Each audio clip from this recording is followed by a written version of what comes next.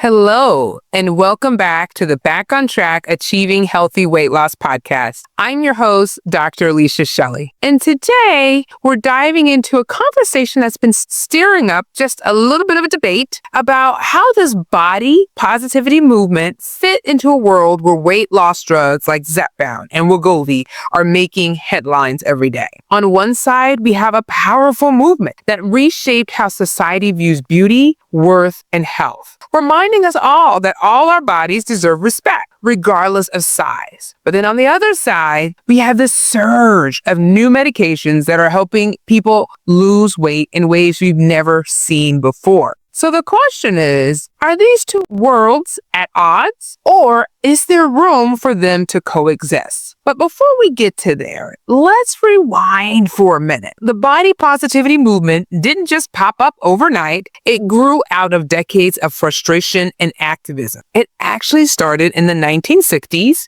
with groups like the National Association to Advance Fat Acceptance began pushing back against the discrimination people face simply because of their size, or what we describe as weight stigma today. But it wasn't really until the 2010s, with the rise of social media, that message really went global. People, and especially women, started posting unfiltered photos of themselves without makeup on Instagram and Tumblr. There was no Photoshop, no perfect angles, just real bodies with stretch marks, rolls, scars, and curves. Hashtags like hashtag body positivity and hashtag all bodies are good bodies exploded. And it created communities where people could feel seen and supported. The movement's heart was simple but radical. Everybody deserves respect. Wealth and worth are not determined by the number on the scale. And you know what? I agree 100%. We tend to put so much on how we look and our body that we forget we have to love ourselves.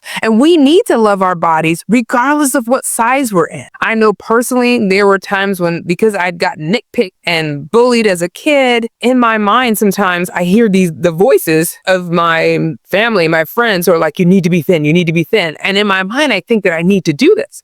But I recognize the importance of loving myself where I am, regardless of my size, whether I'm at the size where I felt the best or at my size where I am now. I need to love myself. And this body positivity movement challenged the nonstop diet culture, which we see on a daily basis. And we've been fed for decades the idea that the only way to be beautiful, to be healthy or successful was to be thin. And it reminded us that mental health and self-love are just as important as physical health. And you know what? Celebrities joined in too. Think of Lizzo celebrating her body on stage, or the plus-size model Ashley Graham on magazine covers, or even brands like Dove or Ariel ditching photo shoot shop in their ads. And for many people, this was the first time that they saw bodies like theirs reflected in mainstream culture. So of course, no movement is perfect. Of course, you have your critics that argue that body positivity has been commercialized, with brands using it as a marketing buzzword without tackling the real stigma. Now, do we have work to do in weight stigma?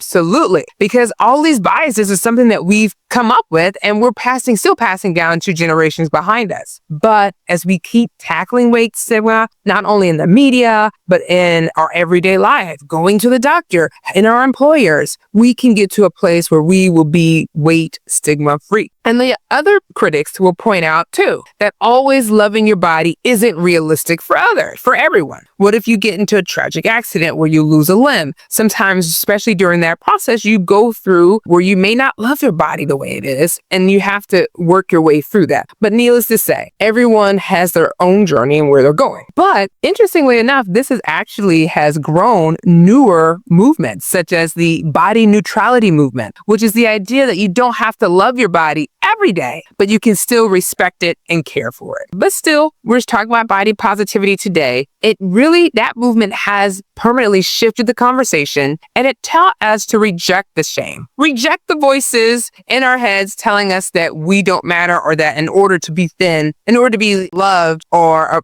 accepted, we need to be thin. And it's important that we celebrate diversity and demand dignity for people of all sizes. So let's fast forward to now. Weight loss medications are basically everywhere. They're on the news, they're on social media like TikTok, and even celebrities, they will talk about how medications have helped them. These medications can promote weight loss, it can improve blood sugar, and even heart health benefits. It has been shown to improve sleep apnea, improve the risk of mortality or dying from heart disease or stroke or peripheral arterial disease. It also has been shown to improve fatty liver disease. And you can definitely see one of our more recent podcast episodes where we talk all about that. I mean, these medications have been shown to be life-changing in completely different ways. So let's talk a little bit about this debate and tension that we're seeing from these two movements. So if we embrace body positivity, does that mean we shouldn't pursue weight loss at all? And if somebody chooses medications, are they rejecting body positivity? This one debate often gets framed as either or. Either you love yourself and reject diet culture, or you take weight loss meds and buy into the system.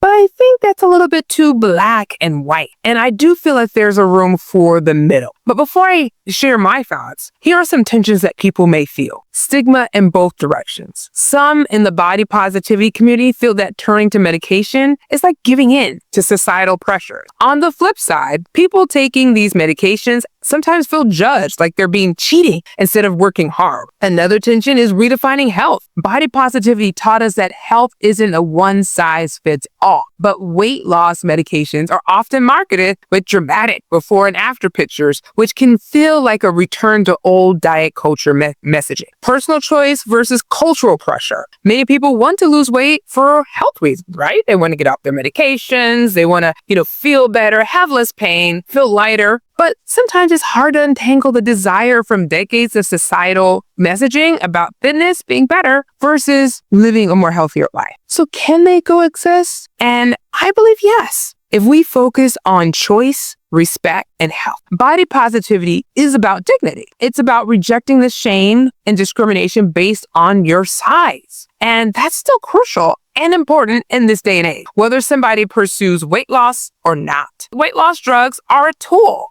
for your toolbox. It's not a moral decision. Just like how people use insulin or blood pressure medications to improve their diabetes and high blood pressure, it's a medical option. Choosing them does not mean you don't accept yourself. And I see a lot of patients who have that same thought that they're cheating if they use medications. A lot of us who've been trying to lose weight for decades, we've incorporated lifestyle change, we've incorporated exercise and physical activity. But sometimes it's just not enough for some people, myself included. And so by adding that medication piece, it's another tool for the toolbox. It's just allowing you to be able to lose weight and get down to a size that will make you the happiest and healthiest. And not everybody will get to that size. Because these medications aren't 100%. If you look at the studies, people have lost between 15 and 20% of their body weight 1 year's time. So, it's important to know it's not, not everything is like a magic pill, but it definitely can help you get to a place that you may not have been able to get with just lifestyle and diet alone, which is an average of 5 to 10% of your body weight loss with lifestyle changes alone at year end, at 1 year. But I really think we need to have a middle ground when it comes to these two movements. Imagine this. A person who says, I love my body enough to care for it. And for me, that means using every safe, effective tool available, whether that's nutrition, exercise, or even behavioral therapy, like psychology to kind of help me with my cravings, and medication. There is a middle ground. And that's not abandoning body positivity. It's evolving it. It's allowing us to kind of have the best of both worlds. So what does this mean for you? Number one, it's important that you honor your journey. Don't listen to what other people say. Honor your journey. Your decision, whether to pursue weight loss or not, is valid. Don't let stigma from either side dictate your path, and you decide what's best for you. Now, I'm sure me being a medical doctor, if you have really high blood pressure, I'm going to say, listen, we got to do something about that. From whether it's lifestyle intervention or medication, we have to do something. But honestly, don't allow societal pressures, family pressures, and other people's